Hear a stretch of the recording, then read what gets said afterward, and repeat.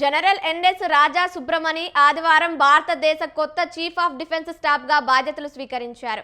ఆయన పాకిస్తాన్, చైనా వ్యవహారాలలో ప్రముఖ నిపుణుడిగా గుర్తింపు పొందారు. ప్రతిష్టాత్మకమైన మిలిటరీ థియేటరైజేషన్ ప్రణాళికలను అమలు చేయడం, 3 సేవల మధ్య సమన్వయాన్ని బలోపేతం చేయడం ఆయన ప్రధాన లక్ష్యం. ఆయన జనరల్ అనిల్ చౌహాన్ స్థానంలో బాధ్యతలు స్వీకరించారు.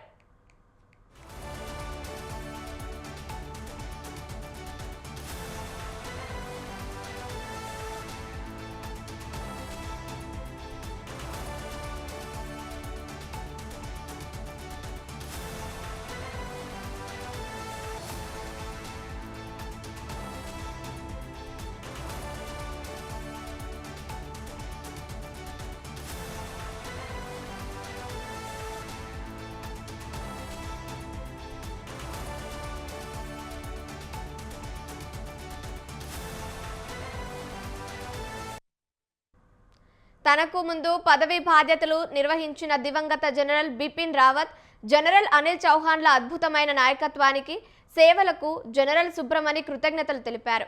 దేశంలోనే అత్యున్నత సైనిక కమాండర్గా తన పదవీ కాలాన్ని పూర్తి చేసుకున్న జనరల్ చౌహాన్ శనివారం పదవీ విరమణ చేశారు. జనరల్ సుబ్రమణి ఇంతకుముందు జాతీయ భద్రతా మండలి సచివాలయంలో సైనిక సలహాదారుగా పనిచేశారు. ఆయన గత ఏడాది జూలై 31న ఆర్మీ వైస్ చీఫ్గా పదవీ విరమణ చేశారు. పదవీ బాధ్యతలు స్వీకరించిన వెంటనే జనరల్ సుబ్రమణి తన ప్రాధాన్యతలను స్పష్టం చేశారు.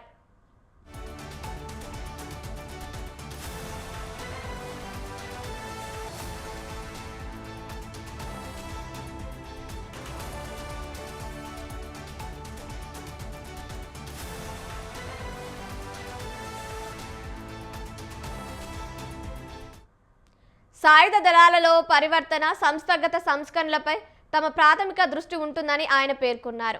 ఐక్యత, స్వావలంబన, ఆవిష్కరణలతో కూడిన ప్రధానమంత్రి జై దార్శనికతను అమలు చేయడానికి ఆయన కట్టుబడి ఉన్నామన్నారు. సైన్యం, నావికాదళం, వైమానిక దళ సిబ్బంది శిక్షణ, సంక్షేమం అత్యంత ప్రాధాన్యత కలిగే అంశాలని ఆయన పేర్కొన్నారు.